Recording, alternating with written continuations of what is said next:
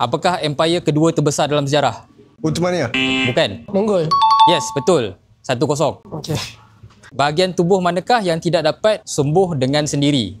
Tidak dapat sembuh dengan sendiri. Ya. Mata. Bukan. Tulang. Bukan. Gigi.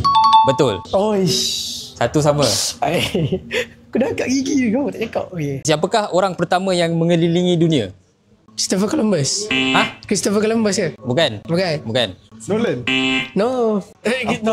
Dia Tu director gila. kan. Start dengan huruf M. FM. Ferdinand Magellan. Betul. Okey. Apakah gelaran bagi negeri Perak? Darul Rizwan. Betul. Apakah pulau yang ketiga terbesar dalam dunia? Langkawi. Penang. Sipadan. Bukan. Borneo. Betul. Ah. Parti Perikatan ditubuhkan pada tahun berapa? 52. Betul. Pilihan raya umum Malaysia mesti dilakukan setiap berapa tahun? 5. Betul. Apakah benua yang paling kecil? Benda yang paling Singapura. kecil. Bukan. Benua. Benua. Kontinen ni benua lah ke? Benua kontinen, ya betul. Betul lah. Asia paling besar. Asia paling besar.